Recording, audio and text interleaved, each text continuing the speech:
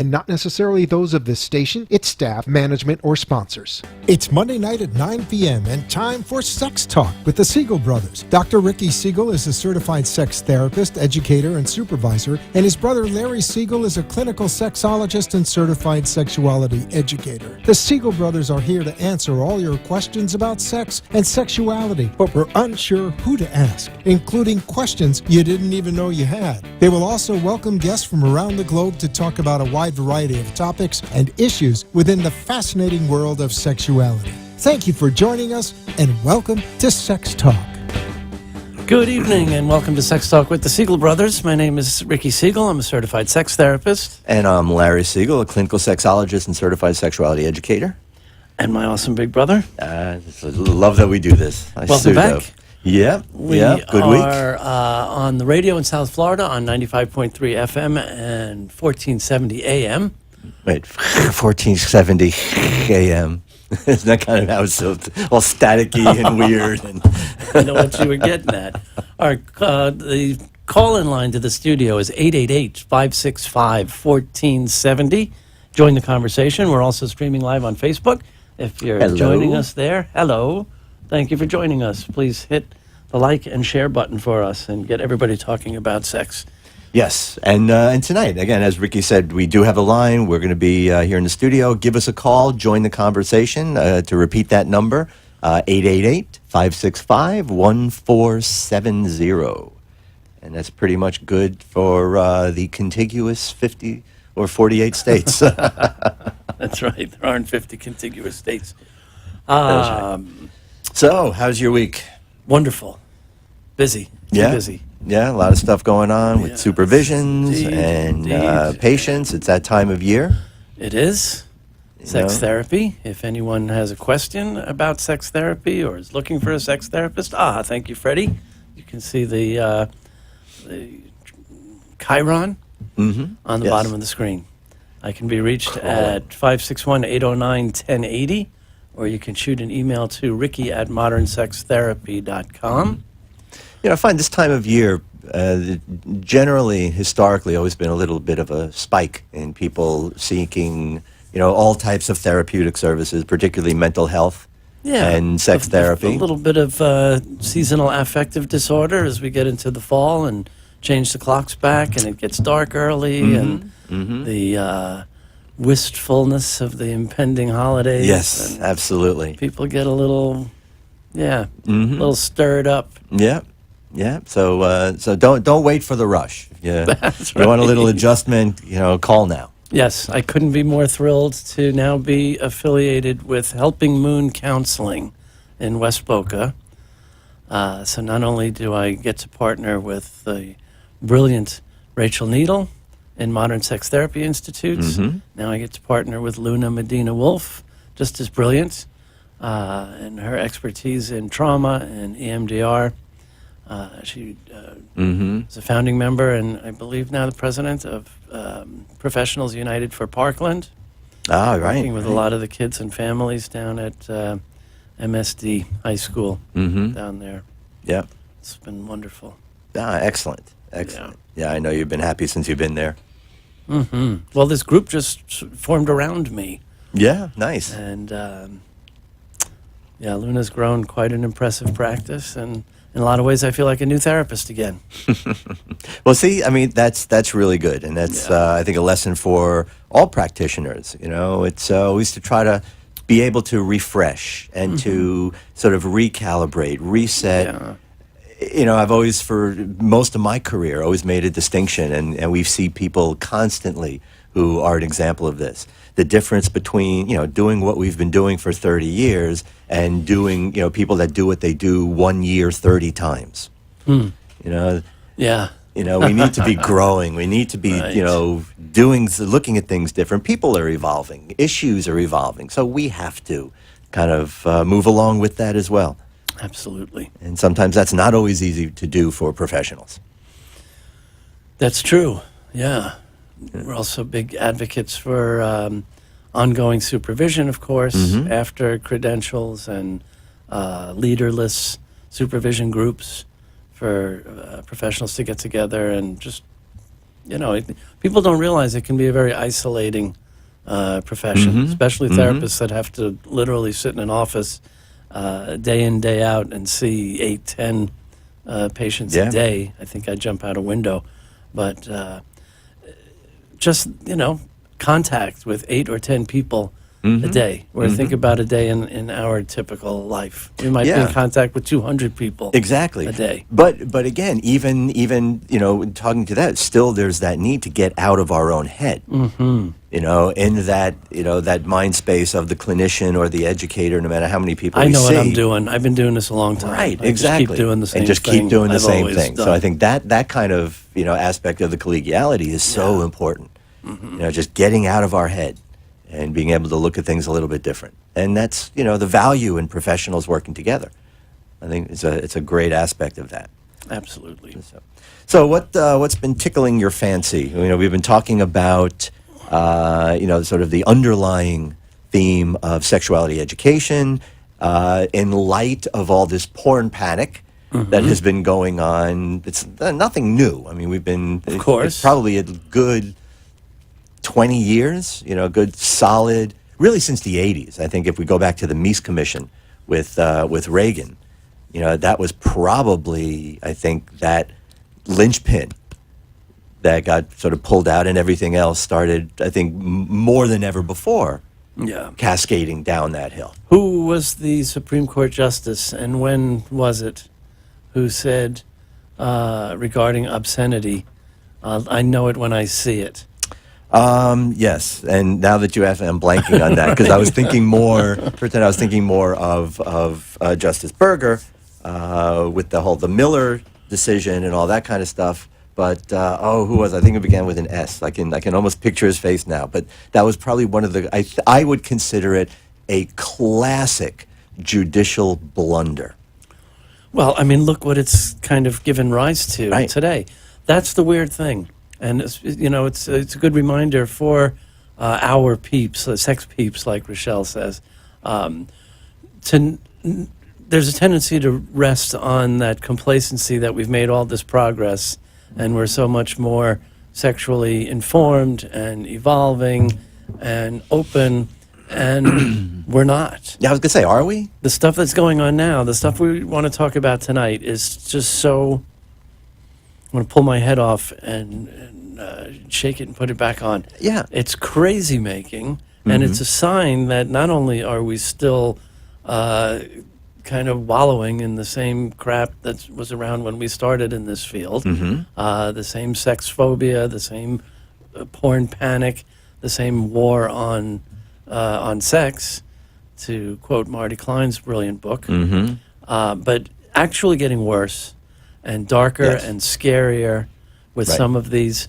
We've talked about this on the show before, but the past couple of years have seen new federal bills, right? Known as SESTA and FOSTA. Right. Stop Enabling Sex Trafficking Act and the Fight Online Sex Trafficking Act in 2018. Right. Passing Congress with a 97-2 vote. Now, I want to know who those two were. Who is brave enough to stand say up no and say, to a term like I'm that. opposed to Stop Enabling Sex Traffic Act, because, of course, they'll be accused of wanting to foster sex trafficking. Of course. And again, that's why these things are named what they're named. Who's going to say, no, I don't want to stop enabling sex trafficking, and no, I don't want to fight online sex trafficking. But I think those two brave souls were also intelligent souls. Absolutely. Because they did kind of understand that this broad brush is going to take a lot of people out with it, including the entire, and I think, is this an unintentional consequence? I don't think so. Yeah, they thought of the it. impact on sex workers. Absolutely. With these kinds of bills, that they do not make any distinction whatsoever between sex trafficking and sex working.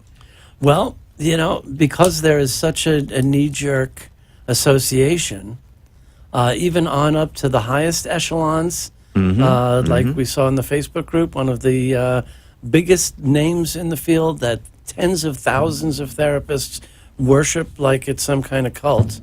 perpetuating the idea that everyone in porn is there because they're the victim of some kind of exploitation and abuse. Right.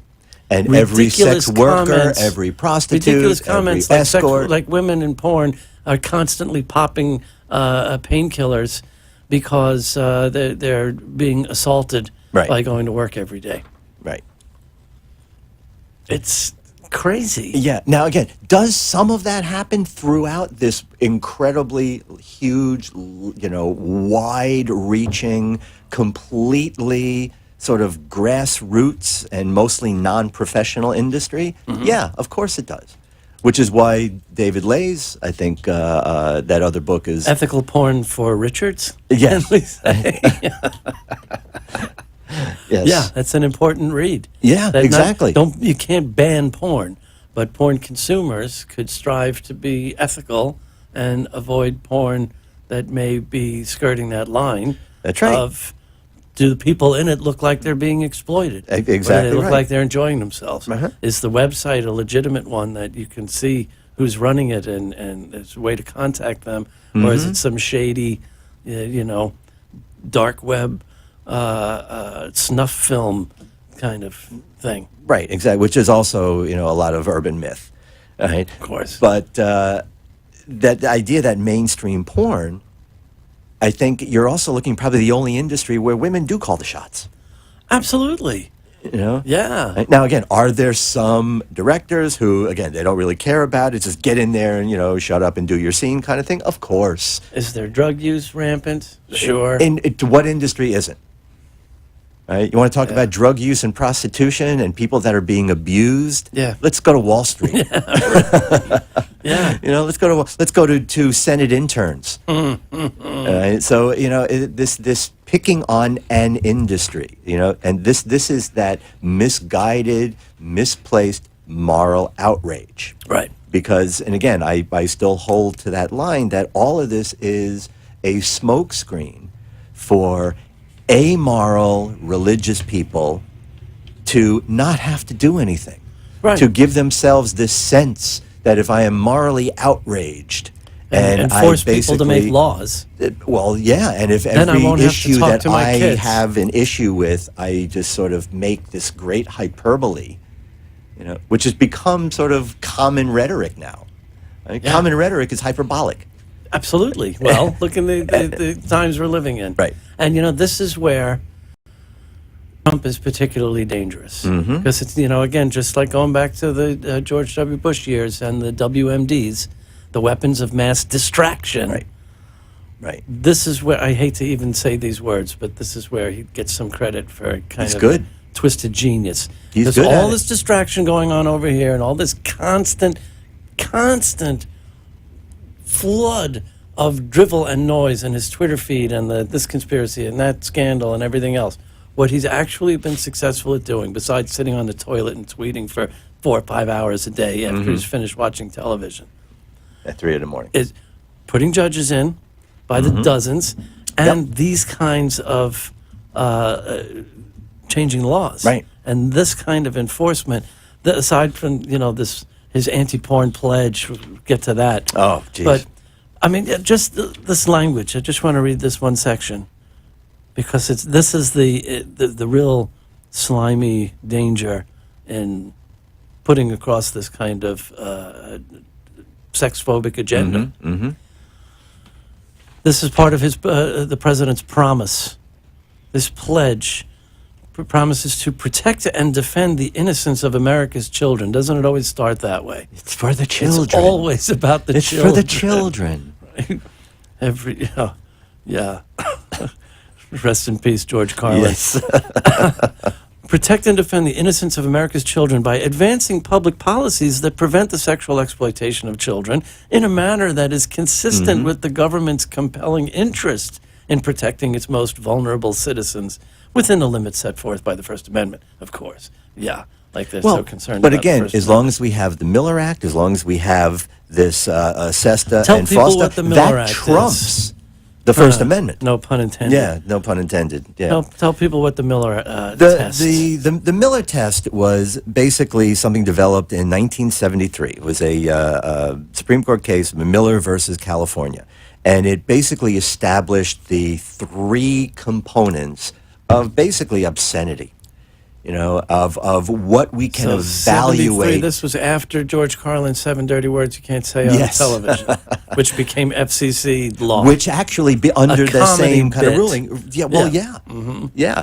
yeah. Basically, they talk about applying community standards. This is where we got the first part is when taken as a whole, would the average person think that this work, whether it's a video or a picture or a display, whatever it is, does this cater to prurient interest? Right? Now, Right. we don't have to go any further, No. right? Because this idea, for always people who that don't know what gets to prurient define. interest is, it basically is something that may trigger desire or sexual interest, which basically means that most fabric softener ads are going to be illegal. Yeah. Right. Those Charmin ads are getting a little racy. They really are. The bear squeezing the toilet paper. Do you remember when John Ashcroft spent like $6,000 in taxpayer money to put a drape over the naked breast of blind justice Yep. in the Georgia Supreme Court House? Missouri. Because he was offended by Right, it. exactly. Was Missouri? They thought that, so yes, the lady, Blind the justice. scales of justice. Yeah. The lady justice was porn. Yeah, well, a naked breast triggers And prurient when they interest. went over to, I forgot where it was. Where was it? Africa? No, I'm blanking. Oh boy, Monday nights. But they had to cover statues in the museum because again they couldn't Okay, show these couldn't see. Americans Well, marble the breasts. vice president's head might explode. Well, if now, he yeah. Saw, he saw Greek or Roman art. Now, let me go back to this Miller test. So basically, the first thing is, does this work appeal to prurient interest? Which, again, that's at least 80 or 90% of media out of the water. Of course. The second factor, whether or not this work depicts or describes something in a patently offensive way. According to whom? Well, it's according to them, what's patently offensive is sexual conduct or excretory functions. Right? Oh, boy. And of then course. the third factor Fart is, jokes. does the work as a whole lack serious literary or artistic, political, or scientific value?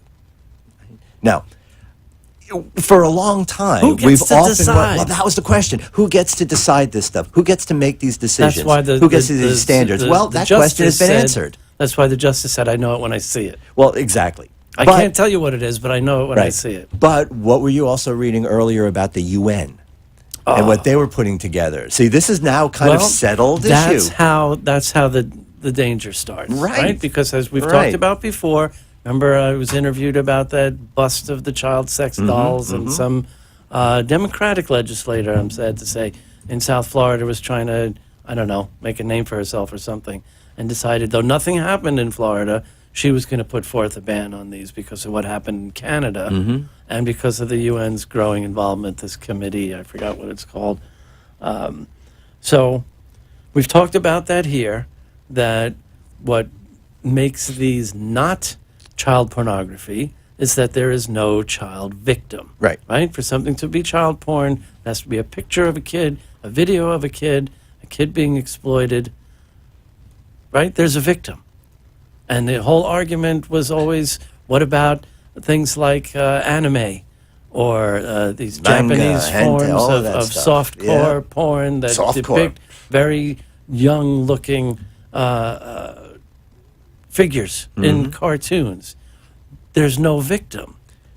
But apparently... Well, apparently there is. Right? And again, the UN had to appoint a This commission commission? of individuals of high character Yes, to make indeed. these That's- distinctions. That is how they were described. That's how they self-described. Now, not for nothing, but if history has shown us anything, it has shown us that anybody who identifies as an individual of high character is anything but. Comstock, right? What was the New York Association, Association for the Suppression of Vice? Of vice, right. They were the original Yeah. high moral character, and he prided himself on driving brothel owners to suicide through harassment and persecution. Right. And again, we have learned over the last couple of decades that those individuals of stated high character are also the biggest freaks. Of course. Of course. I mean, these politicians and UN folks who are making these laws, they're the ones that make escorts legal because they're not paid for sex. They're paid for their time. And what they negotiate to do in that time is a private matter. Who's soliciting the services of most of these sex workers? Of course. Oh, I'm again, sorry, the not sex irony of workers. Donald Trump Time workers. signing some kind of anti-porn pledge while he's having all these affairs with porn stars. Porn stars, okay. Porn, no good. Right, exactly. Right? Okay. So I guess Which, there's, I think there's a little distinction. integrity there. People, not porn. Okay. Like human sexuality. Why they always You call can do the these person, not the courses product. human sexuality. Like, is Right. there any confusion? Right, exactly. What is the Somebody- alternative? Oh, I'm in the squirrel sexuality class? I was supposed to be in the human sexuality class. So what? Again, we can.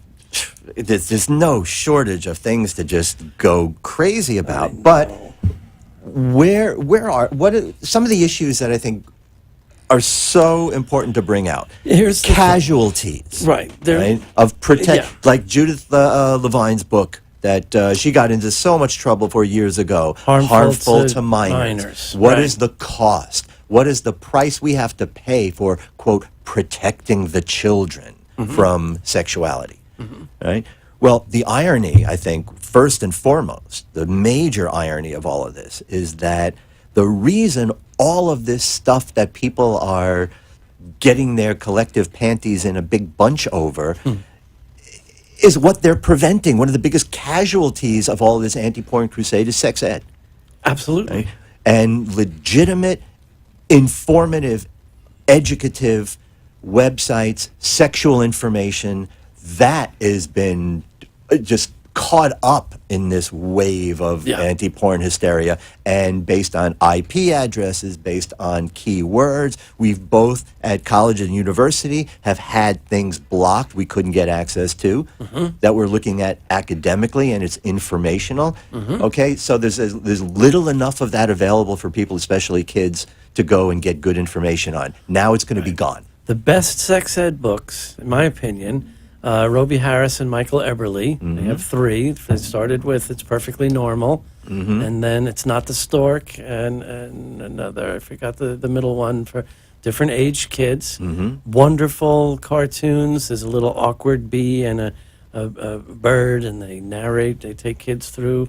And there's cartoon images of little kids, just like the kids who are going to be reading these books. That's right. To learn about their bodies and learn about sexuality. Right. And under these kinds of guidelines, that book would be illegal. Under these kind of guidelines, if a kid is sitting in class doodling on the side of his notebook That's right. and draws Bart right. and Lisa in an uncompromising position, that little kid can get busted. That's right. For possessing child porn because of a doodle on his notebook. Right. Parents who think it's cute, that classic baby on the bearskin rug. Oh, that's an or old taking story. a picture of your 2-year-old taking his first whiz. Child porn. That goes all. How long has it been since anybody's seen a photomat? Yeah. Right? There were cases where people were arrested That's because right. the technician at the photomat called the cops because they were developing someone's pictures and there was a naked baby That's right. on a rug. That's right. Because I was snooping and looking through their pictures, Right. and I was offended. Yes.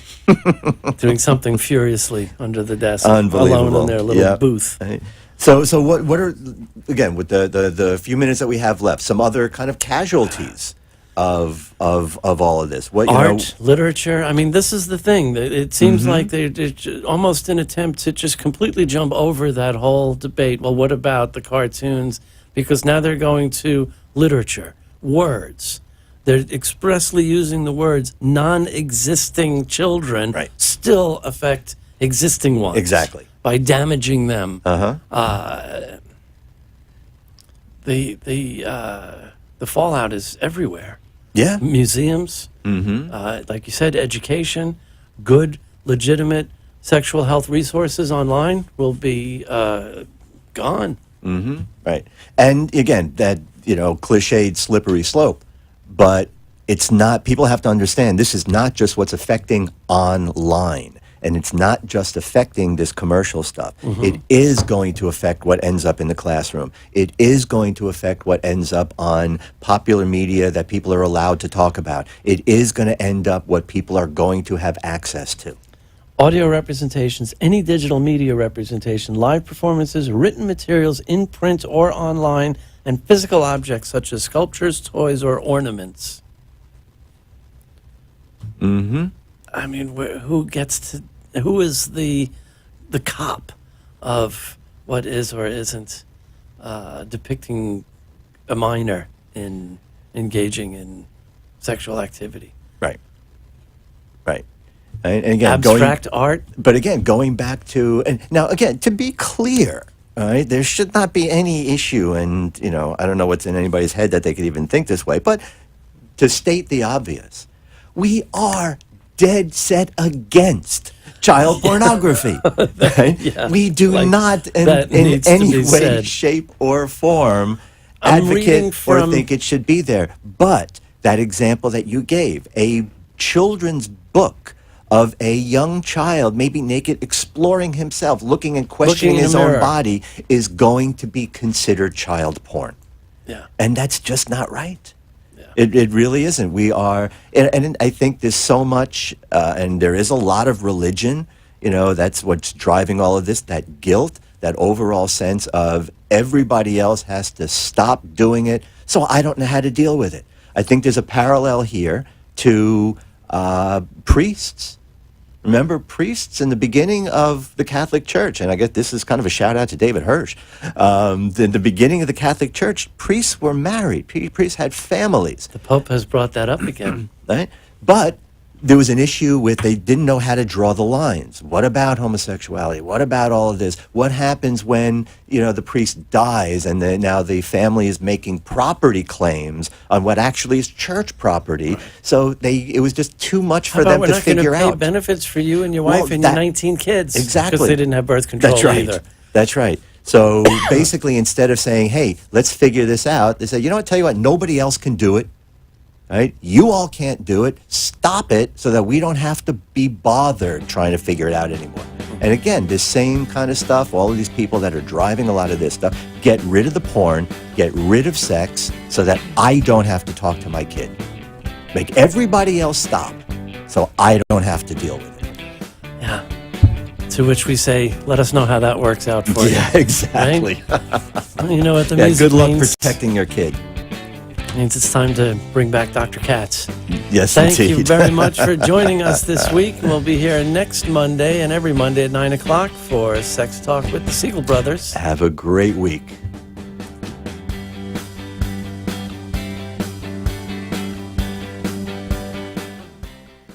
You've been listening to Sex Talk with the Siegel Brothers. Join us every Monday night at 9 p.m. on WNN, 1470 AM and 95.3 FM. Or watch live streaming video at AMP2 TV Productions on Facebook, or look for the shows on YouTube. Thanks for tuning in, and we hope you'll join us again next week. The opinions expressed on the